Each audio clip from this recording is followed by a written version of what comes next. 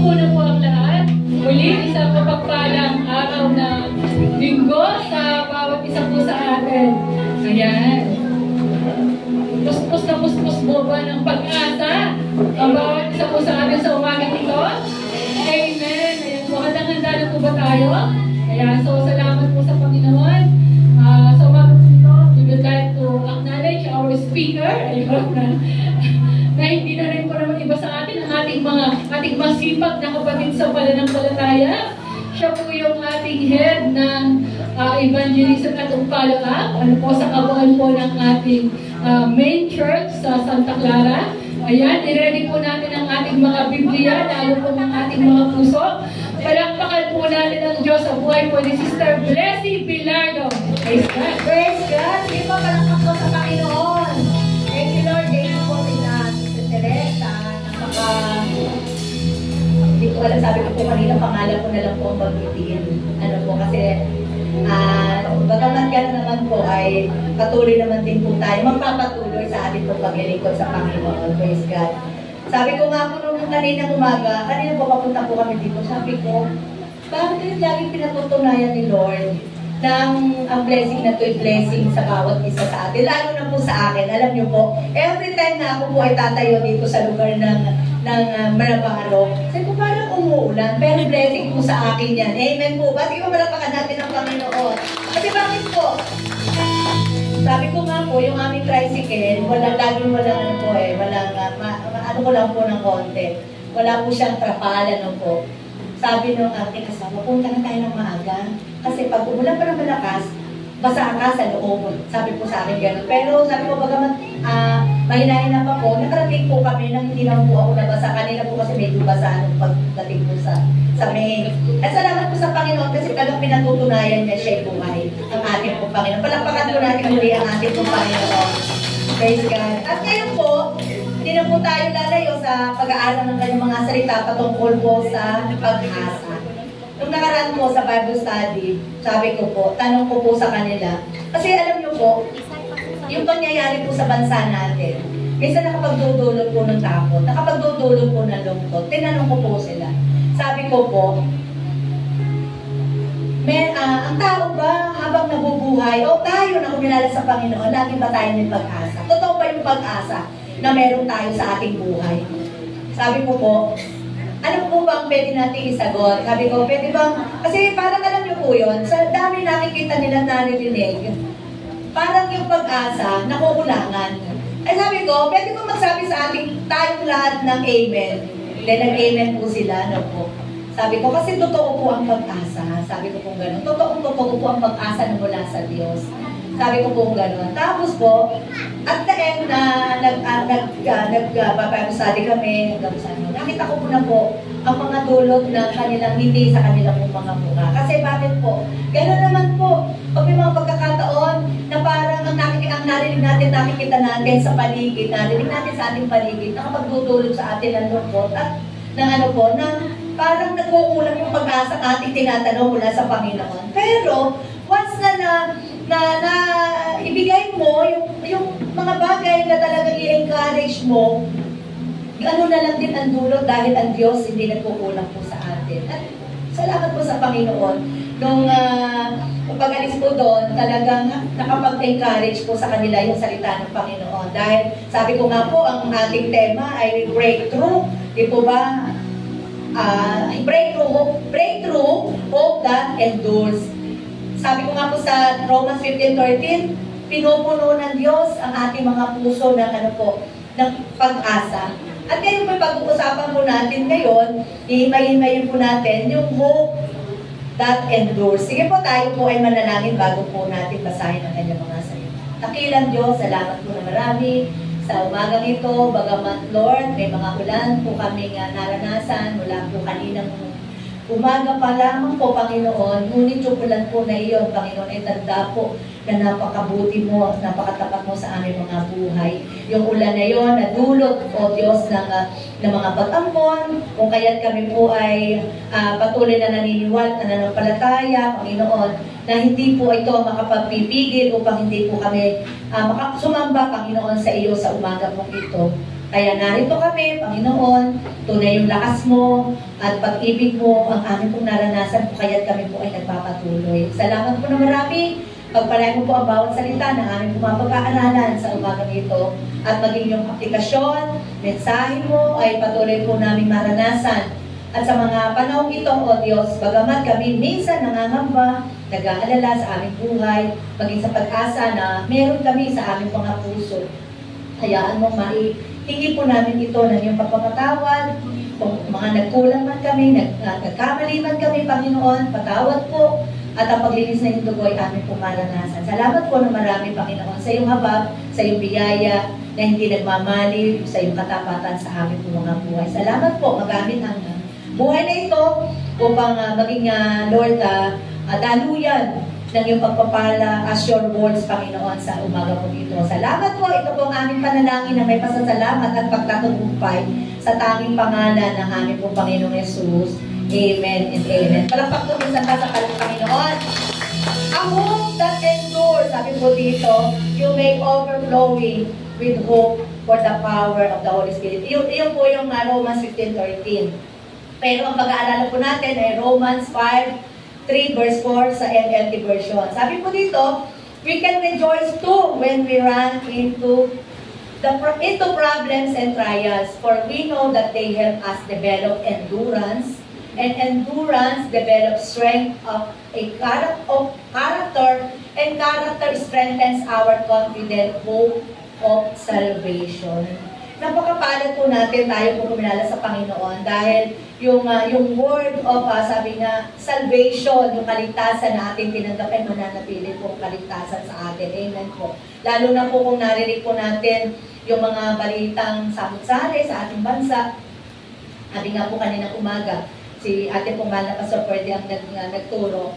Sabi nga po, dumadating sa panahon na ngayon nakikita na natin yung mga bagay na sabi nga minsan, hindi lang daw po ito kalamidad, kundi ito daw po ay mga pagdisiplina na meron tayo na kinakaharap dahil sa mga, sabi nga po, mga kapabayaan. At yung lugar na kung saan ay, kanina, ang ano po ng prayer natin, no? Yung talagang spare ng ating lugar para doon sa, yung mga nangyari po kasi sa lugar ng Cebu, hindi pa po natatapos yung, yung lindol ito na naman yung mga bagyo na ating pong naranasan at doon lugar na yon sa lugar po ng Cebu. At nakita naman po natin, napakarami pong pangyayari na talagang ang taas talaga ng mga tubig. Ang taas talaga ng mga naging baha. Pero ganun pa man, comfort yung mga taong nawalan ng, yung mga pamilya na nawalan ng pamilya, yung mga tao na nawalan ng pamilya, nawalan ng mga bahay. At kung titingnan po natin, kung ilalagay po tayo sa kanilang mga sitwasyon, mapakahirap po sa atin. At tatamad po, mahirap sa atin. Pero, ang tanong doon po, nawawalan po ba tayo ng pag-asa? Hindi po tayo aamin Hindi po ba ang sasabihin natin? Hindi po, kasi ang pag-asa ay nasa atin pong Panginoon. Kaya naman, ngayon po yung pag-aralan natin, ito yung pag-asa na kailangan nating pagtagumpayan at pagtiisan. Sabi po sa ating introduction, maintaining hope through challenges. I-maintain daw po natin. Kasi naalala ko po, nung ako'y bata, pag tinanong ako, nung pong time na yon, anong wish mo? Lalo na pag-birthday, anong wish mo? Kaya tayo nung sasabi, ang wish ko lang, ay ganito, ganyan, mga ganun po. Pero, dalawang bagay lamang po, yung pong tinatawag na pag-asa. Pag-asa na pwedeng hindi, pwedeng oo. Yun po yung wish. Kaya po, pag tinanong po tayo, ngayon po nagkakaedad na po, hindi na po wish. I hope and I pray. Yun po yung ating pong isasagot. Kasi po, ang wish, pwedeng hindi, pwedeng mangyari, pwedeng hindi mangyari. Pero yung hope na tinatawag, iyon po yung pag-asa kinaasahan natin sa Panginoon. At iyon po yung magaganap at mangyayari. Kaya maintaining hope through the challenges. Yung mga challenges po natin, napakarami na po natin napagtagumpay ang mga pagsubok na hindi tayo pinabayaan ng Panginoon. Nagkaroon ng lockdown, ilang years po yun, ilang years, pero hindi pa rin po tayo pinabayaan ng Panginoon. At eto, may mga pagkakataon na ngayon po sinusubok na namin, na naman ang ating mga buhay, ang ating mga puso. Sa mga, sabi nga yung tinatawag na kalamidad or calamity with discipline. Sabi nga po, with discipline. Ang mahalaga lamang tayo ay maturuan sa mga bagay na at yung devotion natin, huwag natin iwawala yung pag-ibig ng Diyos sa buhay po ng bawat isa po sa atin. At yung pag-ibig ng Diyos everyday po, everyday. Lagi nga may habag ang Panginoon. Every gising is a blessing. Kaya po, describing as being rooted in a deep faith as a source of strength and ability to persevere. Yung kung pananampalataya na natin napakalangin, mga bahagi ng buhay natin na minsan hindi na natin makita yung mga bagay na maganda ba yun? Maganda ba yung sa buhay ko ito?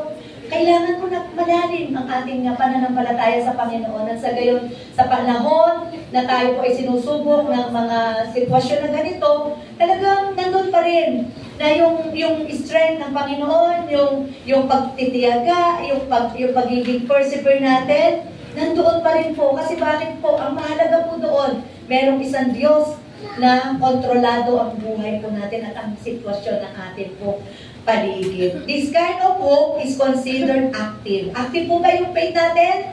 Amen po. Kasi bakit po? Kasi ang faith natin, focus lang po tayo sa ginagawa ng ating Panginoon sa buhay po ng bawat isa po sa atin. Kasi bakit po? Makita po natin kaliwat kanan, mga pagsubok. Kaya nga po si Peter, hindi po ba si Peter? Panginoon, pabayaan mo akong pumunta dyan sa iyo, kung saan ka naroon. Sabi naman ni Jesus, paraphrase. Sige Peter, pumunta ka dito. Inabangan naman po siya. Kaya nakita ni Peter yung sitwasyon niya. Nakita po niya yung kaliwat kanan na maaaring dulot ng mga bagay na panghihina sa kanyang buhay. At nakita po niya, pwede siyang lumubog. Pero ito ang kamay ng Panginoon. Hindi po siya pinanatiling nakalubog, kundi siya po ay sa gitna ng kanyang, siya lulubog, siya po inangat ng Panginoon. Ganyan din po tayo. May mga panahon na dumarating tayo sa mga pagsubok na gano'n, or maaaring pinaka mahirap na pagsubok na naranasan natin. Pero ito ang ating Panginoon. Pilit. At hindi po pinipilit ang Lord. Hinahamon tayo ng Panginoon doon sa mga bagay, sitwasyon na maaaring natin ikalubog. Kaya naman napakabuti ng ating pong Panginoon. Sabi nga po dito, life-altering force, yung mga pwersa na talagang nagbibigay sa atin ng nagtetread sa atin, upang tayo po manghina at mawalan tayo ng pag-asa. Provides, sabi nga po dito, yung kahit na hirap tayo sa buhay nating hinaharap, pero pinibigyan pa rin tayo ng Panginoon sabi nga, patuloy na pag-iingat, at doon nagbibigay ang Panginoon ng kagalakan at kapayapaan. Maging ang kanyang kapangyarihan na ma-overcome natin, mapagtagumpayan natin yung mga obstacles o pagsubok ng ating pong buhay. At dito, makakakita tayo ng liwanag, even sa mga kadiliman na ating pong paligid. And believing that beautiful ending can come from the small beginnings. Tingnan niyo po, ang ating pong pananampalataya, gaya lang daw po na isang, pwede po lang. Mayroon lang tayong pananampalataya na gaya ng isang buto ng mustasa. At yung buto ng mustasa na napakaliit, na halos talagang sobrang parang tuldok, yung pong buto ng mustasa na yun, unless na meron tayong pananampalataya na gabuto ng mustasa. Pero yung gabuto ng mustasa ngayon, di po ba, pinakain natin ng salita ng Diyos, yung ating devotion, yung lahat-lahat ng gusto ng Panginoon sa atin, yung po ay nagbubunga ng nagbubunga ng malaking pananampalataya sa atin. Kasi from the beginning naman, hindi naman tayo kaagad binigyan ng Panginoon ng napakalaking pananampalataya at nagsisimula tayo sa maliliit na mga bagay na makita natin sa buhay po natin. Kaya nga po, totoo po yung laging sinasabing, always count your blessing. Kasi pag yung mga small blessing na hindi natin na-count, hindi natin makikita yung malalaking bagay na pagpapala sa atin ng ating pong Panginoon. Even yung ating pong mga buhay. Kasi minsan yun lang maranasan natin na, Lord, nagising po ako ng malakas. Pag nagkagabi, may masakit. Kanina po nag-usap kami, may masakit sa tuhod, may masakit sa kamay. Hindi po pwedeng, hindi maranasan yun. Pero salamat sa Panginoon kasi bakit? Pag-isip ko ng umaga, taglay po yung kalakasan mula sa Panginoon. Amen po. At iyon po yung tinatawag na this kind of hope is considered active. Active. ang ating po mga pananampalataya. Pero sabi po dito, wherever you look today, hope is a short supply. Kasi mapalad po tayo po kumilala sa Panginoon, lalo po tayo mga believer ni Jesus. Pero paano naman po yung mga talagang wala pa sa Panginoon? Talagang makita nila ang buhay nila na talaga, ay wala nang pag-asa. Wala na, talagang wala na. Kasi bakit? Na nakikita nila yung mga problema ng mundo, problema ng Pilipinas, problema ng ating mga national government, ng ating kung saan na tayo ay, sabi nga, kinakaharap na sitwasyon. And the world, in our world, is unstable. Sabi nga, wala na pag-asa. Maging ang hanap buhay, walang pag-asa. Maging kumikita ka nga, kulang na kulang. Paminsan na yung mga ganun pong bagay, ano po, our economic problem seems insoluble. Sabi nga, parang yung mga problema sa ekonomiya, nalulusaw. Parang ganun po, kumikita, pero parang walang nangyayari sa bansa natin. Isa yung mga ganun balita, lalo na pag sa social media, sa TV, narinig natin sa radyo. Parang alam niyo po yun.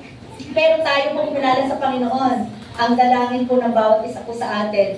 The more na nakita natin yung problema sa ating pong paligid at sitwasyon ng buhay po natin, the more tayo lumapit sa Panginoon at hingin natin yung mayamang pag-asa ng ating pong Panginoon. Pwede po ba natin palakpakan ng Diyos? Sabi po dito, there are always conflict and disagreement. Sabi ko nga po, hindi po ba unimaginable and our future looks doubtful. All that translate to loss of hope. Ang mga bagay na ito ay nakapagdudulot ng ng kawalang pag-asa ng ating pong bansa, ng ating buhay, may mga pagkakataon po gano'n. At sinabi nga po sa ating pong susunod na slide, sabi po dyan, ni J.B. Phillips, New Testament Christianity. Kasi, di po ba, meron tayong Old Testament, meron tayong New Testament, sabi nga po. At dito po, sinabi po niya, sabi po dyan, the constant assault of world tension makes people feel that the present setup is so radically different than the old rules. No longer apply without realizing it, many of us are beginning to consider our inmost heart to the conclusion that we live in a hopeless situation. Kaya nga po, kung titingnan po natin, gaya nga po ng sinabi ni J.B. Phillips, nandun yung takot, nandun po yung mga pangamba, pag-aalala na, ang mga kabataan ba, ang mga new generation, may pag-asa. Ang mga nagsisipaghangad ng magandang buhay, may pag-asa pa ba? May pag-asa po. Kaya nga po, ang tanong ko po, sabi ko nga nung sa Bible study, totoo ba, meron ba tayong inaasang totoong pag-asa? Meron po. Meron po. At yun po ang lagi nating magiging sagot. Bagaman, yung nakikita ng mga mata natin, narinig ng mga taingan natin, parang walang pag-asa, pero tayo po kumilala sa Panginoon. Lagi po tayo may pag-asa. Hindi po wishful, kundi hopeful. Di ba nag-hope tayo na mangyayari yung mga bagay na inaasahan natin at hindi pa naman po natin naawa. Sabi nga po sa Hebrews, kung di pa magkamali, 11:1, yung pong mga pagkakataon na hindi pa natin nakikita, pero inaasahan natin na mangyayari ang mga bagay na ating pong hinahangad sa Panginoon, mula sa Panginoon. At sabi nga po, ngayon po, kadalasan ng problema natin ay economic. Economic. Lalo na yung ngayon sa ating national government, economic. Yung po mag-umpisa at mag-end sa economy. Economy. Sabi nga, at ang problema natin ay economic. Pero, tingnan po natin, doon po sa Luke 9 verse 17, yung po yung the feeding of the 5,000. Di po ba? Yung feeding of the 5,000, nagsimula po yan sa 2 isda at 5 tinapay. Pero yung 2 isda at 5 tinapay, nagdulot po itong napakaraming taong kumain at binigyan ng Panginoon at dahil doon sa kanilang pagkain, di po ba sumobra pa? Minsan yung mga pagkakataon, tinuturuan lamang po tayo ng Panginoon, makita yung mga bagay na ginagawa sa atin ng Panginoon na minsan, hindi natin nakikita na yung pala yung ginagawa ng Panginoon, pero sabi nga na yung ating mga mata nakikita, yung mga hindi magagandang bagay. Pero doon sa feeding of the 5,000, sabi po dito, stating that all who were present, yung mga nandun sa lugar na yon, nakakain and were filled, and the disciple collected 12, sabi po dito, 12 baskets of broken pieces. Ibig sabihin, dun sa ating nararanasan mga ganitong pagkakataon at bagay, tinuturuan lang tayo talaga ng Panginoon, patuloy naman ang palataya sa Kanya. Katulad ng mga crowded na yon, nung napakaraming tao na yon na halos, siguro nga, ng panahon na yon, talagang napakaraming tao na walang pag-asa, pero lumapit sa Panginoon at doon sa kanilang paglapit na iyon, nakakain sa 2 tinapay at 2 isda at 5 tinapay, nabusog sila at gayon pa man, nakapag-uwi pa yung maraming tao. Minsan, ganun po ang nais ng Panginoon sa atin. May mga pagkakataon, yung doon po tayo tinuturuan manampalataya sa ating Panginoon. They are all in and were satisfied. Na-satisfied po sila sa lahat ng kanila pong sabi sa nangyari doon sa sitwasyon na yun. At yun po yung miraculous or miracle ng Panginoon. At kasama po ito sa miracle ng ating pong Panginoon. Kaya yung iba sa labas, sa mga taong wala pa nga pong pagkakalala sa Panginoon, hindi nila nakikita itong mga bagay na ito. Pero tayo, mga kumilala sa Panginoon, yung isa sa mga miracle na yun ng Panginoon, lagi pong nandoon ang ating pong paniniwala, trusting always to the Lord. Hope that, sabi nga, endures ang lahat ng mga bagay na yun, mapagtatagumpayan. Ito, palakpakan po natin ang ating pong Panginoon. At yun nga po sinasabi ni J.B. Phillips, New Testament Christianity, na itong mga bagay na ito, tension ng mundo, pero hindi natin nahayaan na makita natin yung old rules, yung mga panahon ng una. At ngayon, dahil tayo ay nasa panahon ng mga new generation, tayo'y lagi may pag-asa. Pagamat yung Old Testament noon, kasi wala pa naman yung mga bagay-bagay noong araw, di ba? Pero ngayon, nakikita natin, sari-saring pangyayari, personal, national, all over the world, marami. Pero ang napakahalaga, may nag-iisang Diyos sa kontrolado ang lahat ng bagay. Hope that endures describe us, sabi nga number 1, a seed that breakthrough. Ito daw po yung, hindi po ba, pag pinag-usapan ang tinatawag na breakthrough, ito yung tagumpay, yung pagwawagi. At doon po, nagsisimula sa isang buto. Sabi ko nga po, ano ba yung buto? Sabi nga po dito, hope is like a small seeds that can be breakthrough, doubt, fear, growing into something unexpected with every drop of effort. Parang naalala ko po, yung buto ng, ano po tawag doon, yung munggo, babad mo yan sa tubig. Buto po yan no po. Babad mo sa tubig, isang araw. Yung nga lang magluluto tayo ng munggo, pag nagbabad, parang meron ng sumisibol. Ganun din po ang ating pong pag-asa. Pero once, di po ba, once na yung buto na yun, ang mga 3 araw, nakababad sa yung munggo, sa tubig, nag-sprout po yan, di po ba? Nag-sprout ng yung nagiging, ano po tawag, toge. Hindi po ba nagiging toge? Pero hindi po ba, nakita natin, until such, na yun ay mag-open. Di po ba, nagiging isang gulay na rin po, another gulay sa atin. Di po ba? Yun po yung tinatawag na hope na kung saan nagsisimula sa isang maliit na buto na kung saan nagiging, sabi nga, tagumpay at pagwawagi po natin. Growing into something unexpected with every drop of effort. Laging may kasamang mga ating mga kasamang aksyon, paggawa, maging sa mga Word of God na ating nabasa, may mga aplikasyon. Nang sa gayon, maging buhay sa buhay po ng bawat isa po sa atin. This is the kind of hope in the midst of the situation. Ano mang sitwasyon po, meron tayo, yung po yung tinatawag ng, ito po yung seed lamang ng binibigay sa atin ng Panginoon. Sa gayon, ito po yung patuloy na mamunga, lumago at lumago sa atin po mga buhay. Sabi po sa Isaiah 40:31, favorite po natin ito, but those who hope in the Lord will renew their strength, that they will soar on wings like an eagle. They will run and not weary, and they will walk and not be faint. Tulad daw sa agila. Alam naman po natin ang agila. Siya yung ibon na napakalaki na kayang suungin ang mga ulan at bagyo sa himpapawid. Gayon din po tayo. Amen po. Pangalawa po, it produces perseverance. Ibig sabihin po, yung ating, ito pong hope na ito po yung nagpo-produce ng kaya tayo nagsusumikap. Kasi asid nga buto nga yan na inilagay sa atin ng ating Panginoon na sa gayon, sikapin din natin, pagsikapan din natin na ito po ay lagi maglumago at lumago sa ating mga buhay. It provides the endurance, yung lakas, mapagtagumpayan, needed to continue in our ministry, in our relationship to God, or in relationship with others, or job when faced with challenges. Amen po, sa ating mga ministry, wala namang, sabi nga, madali ba ang ministry? Di po ba? Mahirap na madali.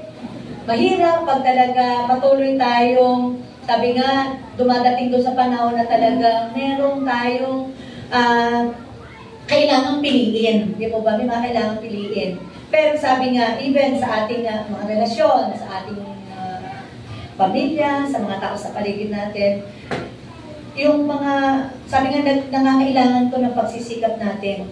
Nagamor na mapagtagumpayan natin yung ating buhay, sabi nga, in a ministry, in a relationship, even sa ating mga trabaho at hanap buhay. At ito po nangangahulugan na kailangan nating harapin yung bawat challenges na meron po tayo.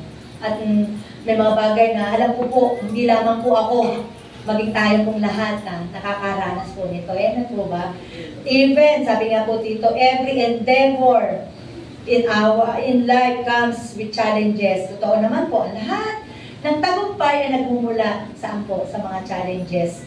And you've got a choice. Minsan, may mga pagkakataon talaga meron, kaya nga may option, may pagpili. Ano po? There are two ways to end a project or assignment. You can quit or you can finish. Diba sa mga assignment, ano ba to? Gagawin ko ba to? O titigilan ko ito? Minsan ganun po tigilan ko kaya, pero tayo pag tinigilan natin. Pero panalo tayo pag tayo nagpatuloy. Amen po. At sabi po dito, we can persevere and get job done. Yung mga bagay na ginagawa po natin, we can find strength to finish job well. Di po ba? At tayo, pagtatagumpay ng Panginoon, to finish the job, ang ating mga ginagawa ng maayos. Kaya naman po may Romans 5:4-5, endurance develops strength or character, and character strengthens our confident hope and salvation. And this hope will not lead to disappointment. Hindi tayo magsisisi at hindi tayo mag-aalala dahil pinili natin ito yung confident hope sa Panginoon. Struggles help us develop endurance. Like, sabi nga po dito, example, isang atleta na, sabi nga dito, like an athlete pushing through in pain in preparation for the big game or event.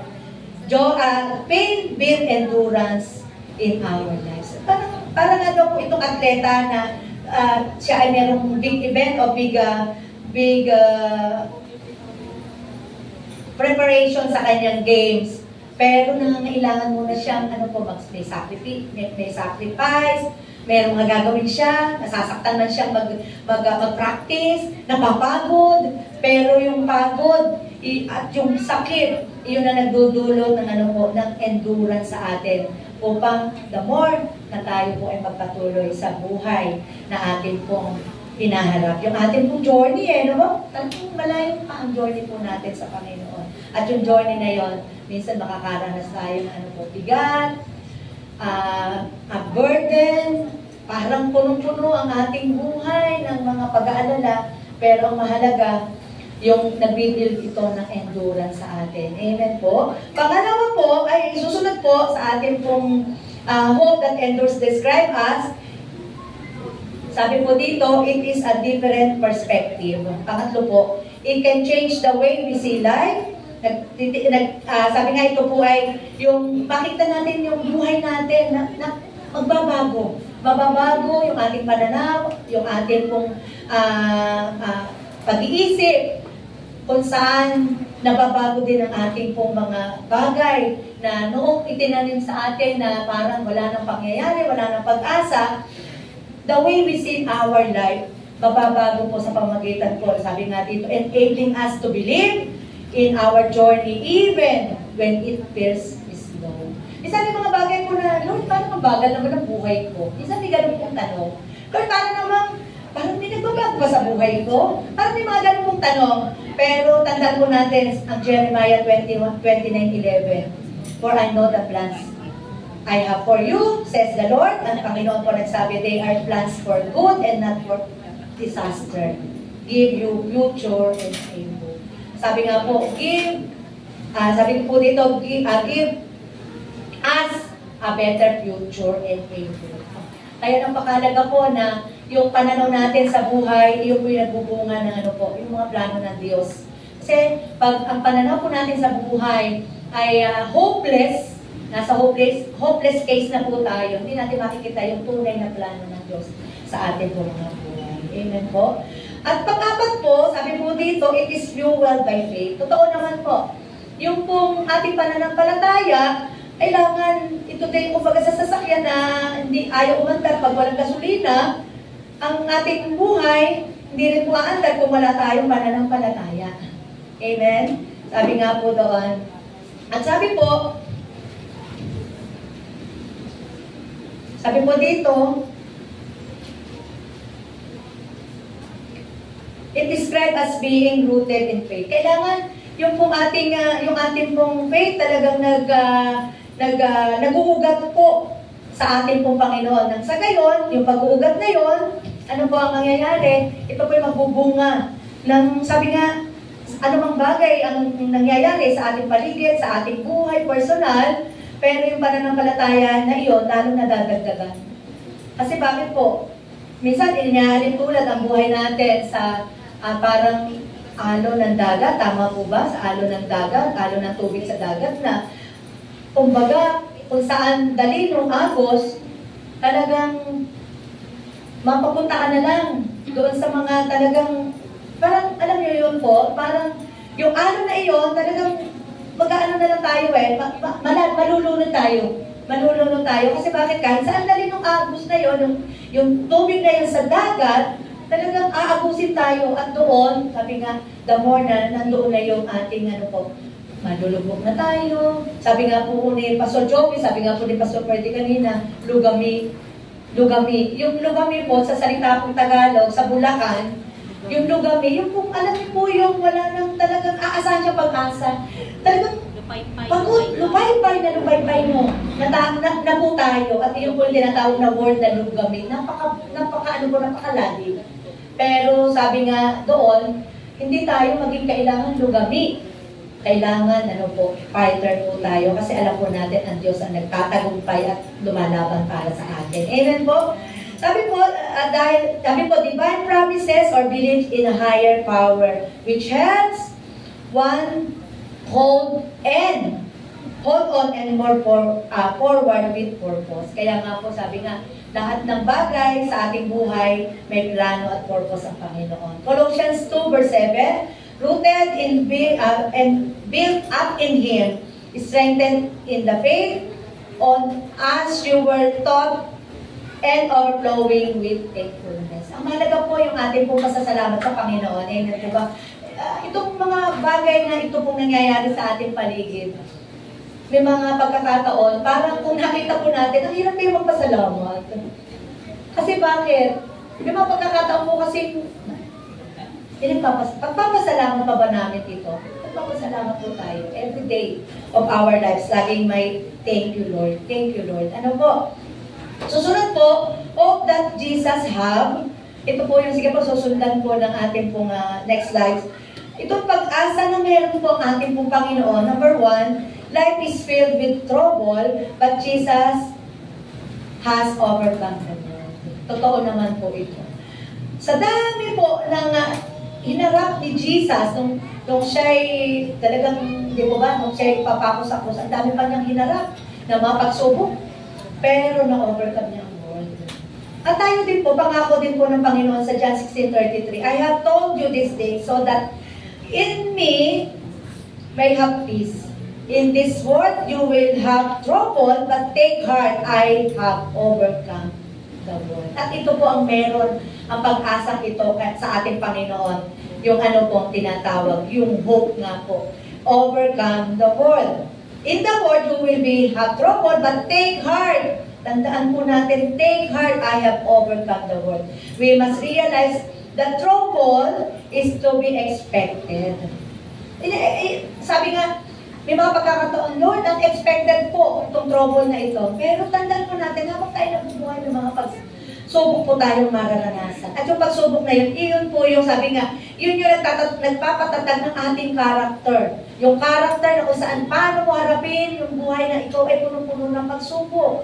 Paano mo natin harapin yung ating mga personal na buhay na punong-puno ng pagsubok. At paano natin titignan ng Diyos na mas malaki sa ating pong buhay. Lagi nga pong illustration yun no po, naalala ko po, lagi illustration, kumuha po tayo ng piso, kumuha tayo ng coins, tapat po natin sa ating mata.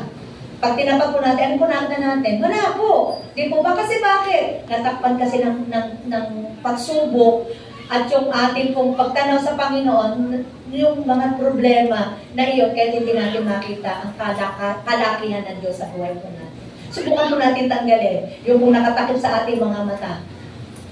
Makikita po natin na ang Diyos na nakapagbigay ng kadiliman sa atin, magbibigay ng liwanag sa pamagitan ng ng hope na meron po ang ating pong Panginoon. Amen po? Sige po, palampakan natin ang ating pong Panginoon.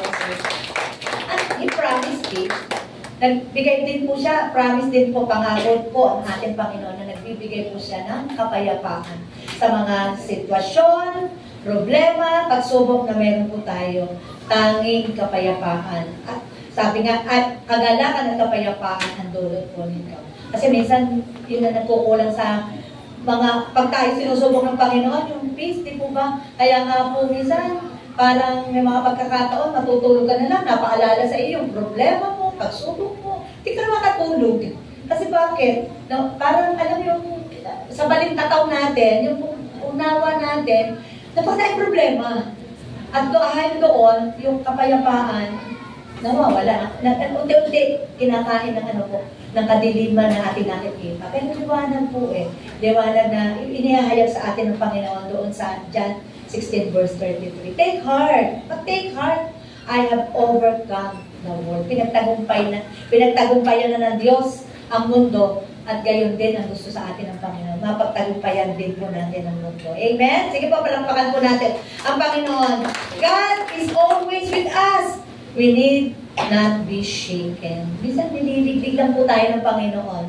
Kasi bakit po? Sa pamagitan, kasi ganito po yun di po ba? Pag tayo nililiglig ng Panginoon, sabi ko nga sa isang bagay, pag masiwas mo, nililiglig mo, di po ba? Di po ba na nagkakaroon ng pagyanig. Yung pagyanig na yan, yun po yung, sabi nga, yung nangyayari. At minsan, doon tayo, binibigyan ng Panginoon, sinusubok ng Panginoon, sige nga, sa panahon, naliligligin kita, sa akin ka pa ba titingin? Sa akin ka pa ba magpe-pray? Sa akin ka pa ba? Minsan, yung mga pagkakataon po, doon tayo tinuturuan ng Panginoon. Stormy seas in life threaten to shake our life. Sabi nga po, yung gaya ng isang dagat daw na punong-puno ng alon. At ihalin tulad natin sa buhay po natin. Nagiging yung alon na yun, naalala ko, nung uwi po kami ng Bicol, yung lugar nila Kuya Greg sa Bakakay, Albay, dadaan po ng dagat. Sasakay po kami ng bangka doon sa tinatawag nilang tawag doon. Telegram po kasi tawag po sa kanila sa Bicol Ngayon po, parang, nung ako'y unang pupunta doon, ayoko pong sumakay ng barko. Kasi ng bangka, kasi sabi ko, takot ako sa alon. Minsan, nasubukan ko pong pag-uwi namin doon, napaka-alon. Napaka-alon po, talagang abot yung prayer ko. Kasi bakit napaka-alon? Takot ako, sabi ko, lamunin kami ng, yung mga ganon, lamunin kami ng mga alon. Hindi na kami mga ganon po. Nag-alala po ako noon. Pero, one thing na kailangan kong gawin, pray. Pray and pray and pray. Kaya po sabi nga, even the stormy seas in life threaten to shake us, our life. However, but learning to set the Lord always before us. Inuuna na po ng Diyos siya. Nauna na po ang Diyos sa atin bago pa man tayo pumunta doon sa ating mga patutunguhan. And keep our eyes on Him. We need not to be shaken. Psalm 16 verse 8, I keep eyes always on the Lord. With Him at my right hand, I will not be shaken. At ito po yung mga deklarasyon na nais ng Panginoon sa atin. I will not be shaken. Sige nga pa sabihin natin, I will not be shaken. Hindi tayo shake dito ba? Kasi bakit po? May Diyos po na nagbibigay sa atin ng pag-asa. How to cultivate this hope? Ito po yung tinatawag nating application. Number 1, trust in a higher power of Jesus. Magtiwala po tayo sa mataas na kapangyarihan ng ating pong Panginoon. Enduring hope is found in the God of hope. Sabi nga po sa Romans 15:13, God of hope. Sabi po, who can fill us with joy and hope. Ito lang, ang ating Panginoon ang siyang magpupuno sa atin. Lalo na kung walang, sabi nga, parang yung sitwasyon ng buhay natin, nakakapagnakaw ng kagalakan, nakapagnanakaw din ng kapayapaan. Pero, sabi nga po, enduring hope of God, enduring hope is found on the God of hope. Ano po? At ito, siya po ang nag-build sa atin ng kagalakan at kapayapaan. Pangalawa po, look to scriptures. Minsan, may mga panahon na, pagkakataon lamang na tayo tinuturuan ng Diyos na ano po, sabi nga, devote our life to His promises, di po ba? At makikita natin po ito sa kanyang mga salita, sa salita ng Panginoon mula sa kanyang Biblia. The Bible is the source of hope and endurance, with His promises and command founding strength. Kaya, yung mga pangako ng Panginoon, patuloy po natin uulitin. Sabi nga, minsan may mga pagkakataon na yung bawat pahina ng ating pong Biblia, dumadating na tayo ay sinusubok. At minsan, yung kwento natin, hindi ba ba? Yung kwento natin, nagiging walang kwenta minsan. Totoo po yun. Kasi bakit po? Dahil hindi natin nararanasan yung mga bagay na nais ng Diyos na iparanas sa atin. Kasi nga po, doon sa ating mga mata na nabubulag ng pagsubok ang problema. Amen po. Kaya always look to the Word of God, to the Scripture. At ang Scripture po ay yung pong salita ng Panginoon, tunay at ito po'y buhay. At laging buhay sa ating po mga buhay. The Bible is the source of hope and endurance with His promises and command founding strength. Dito po, ang salita po ng Diyos nagbibigay ng kalakasan.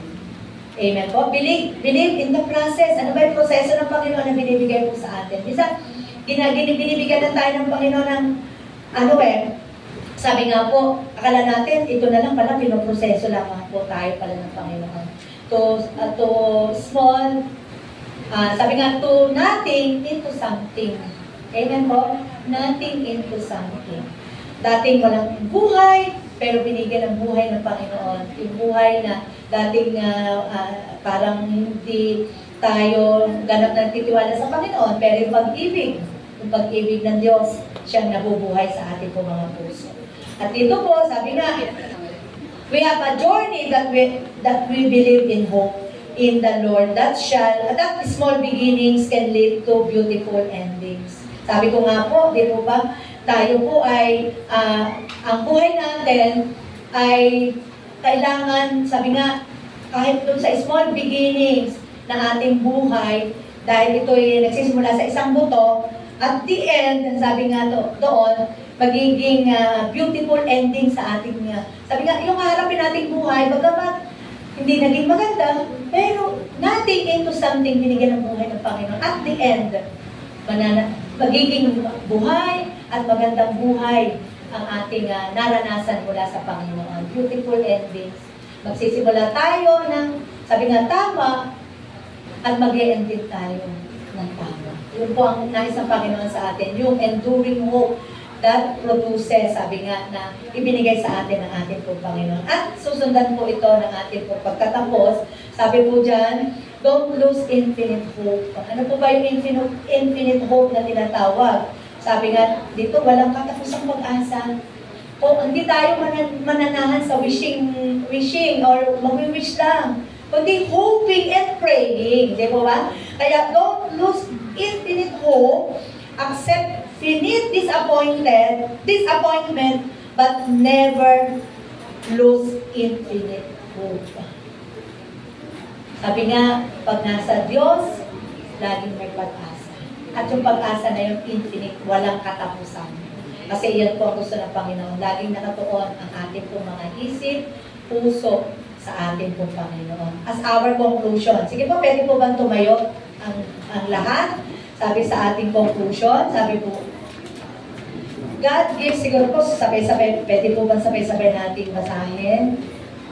God gives hope to those who don't give up, but go on trusting Him no matter what.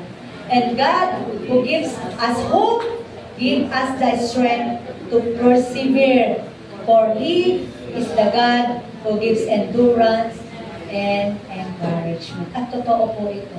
Ang Diyos ay siyang nagbibigay sa atin ng tunay na pag-asa at nagbibigay din sa ating tayo, nagbibigay din ng lakas upang tayo po ay magpatuloy. Amen po. At sa mga salita ng Diyos, hindi lamang po encouragement.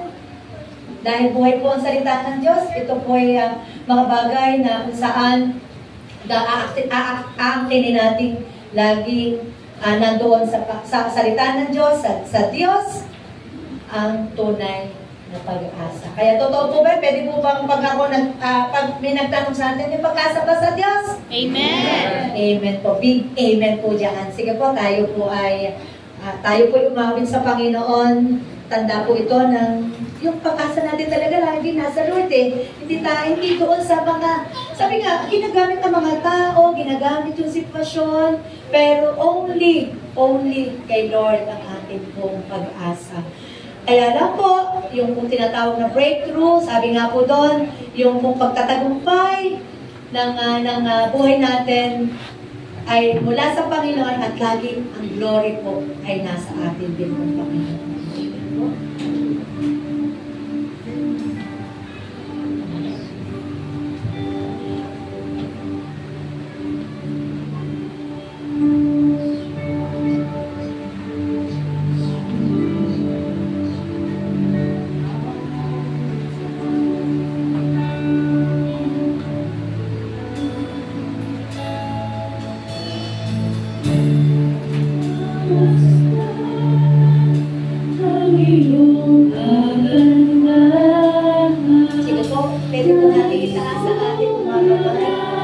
Tanda po ito na tayo'y patuloy na mahal ng Diyos at ipagmamahal natin kinitingnan siya ang Diyos na pinagmulan po ng ating mga pag-asa.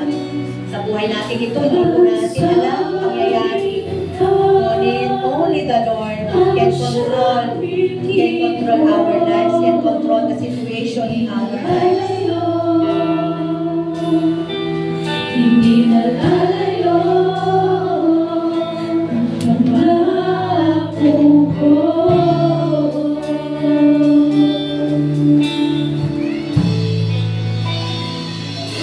Sa piling mo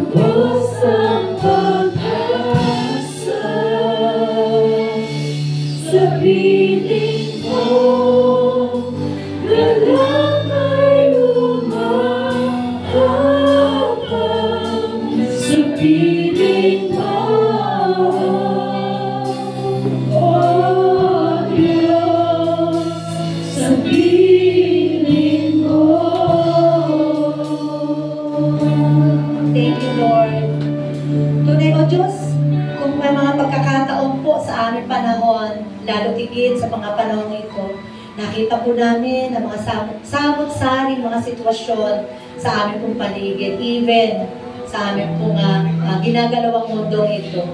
Ngunit, Panginoon, sa iyong pag-asa na kung saan ay nilalagay mo sa aming mga puso. Sa pusong ito, nakakaranas po kami ng pag-aalala. Minsan, hindi na po namin alam ang aming gagawin dahil sa mga nakikita namin sa aming paligid, ganap, nagkukulang ang pag-asa yun. Pero, Panginoon, pinatunayan mo sa piling mo. Nandoon ang pag-ibig, nandoon ang direksyon, nandoon din po, Panginoon, yung buhay na kung saan ang buhay na ito, Panginoon, binigay mo upang kami po ay laging samahan. Buhay na laging nakatuon sa iyo at laging nakapokus sa iyo ang aming po mga isip. Kaya naman po sa oras na ito, ang dalangin namin, Panginoon, manatili na yung pag-asang iyon, mananahan, mamumunga, sa napakalaking pag-asa, naggaya ng pananampalataya inilagay mo sa aming mga puso, nagtulad ng isang buto ng mustasa. At yung butong na yon, Lord, magbibigay ng breakthrough sa aming po mga buhay sa pamagitan po ng napakalawak ng pag-asang iyon dahil ikaw ang Diyos na siyang pinagmumulan ng pag-asang iyon sa pangalan po ng aming po Panginoon. Salamat po. Give us strength, give us peace, at give us joy sa aming mga buhay through our life, sa aming pamilya, kasama din po ng bawat ministry na kung saan kami naroon. Pagpalaan po ang buhay ng bawat isa at maging ang araw na ito, Panginoon, tunay na binigay mo po sa aming isang araw ng pagsamba at papuri sa iyo. Kaya naman ang aming pong puso nagagalak dahil ang aming pong pusong ito nagtitiwala na ikaw ang Diyos na siyang mabuhay at tagapagligtas ng aming po mga buhay. Salamat po. Bless the Philippines, Panginoon. Pagpalain mo po ang bansang Pilipinas at spare mo po kami sa anumang mga bagay at ang kanang kaaway in the name of Jesus. Bagtos, Panginoon, manatili, maghari ang pag-ibig mo sa puso at buhay ng bawat isa po sa amin. Salamat po. Ito po ang aming panalangin na punong-puno po ng pasasalamat at pagtatagumpay sa tanging pangalan ng aming pong Panginoong Jesus. Amen and amen. Sige po, malakas na palakpak para sa ating Panginoong Jesus. At patuloy po natin aawitan ng ating Panginoon at idedeklara ang tagumpay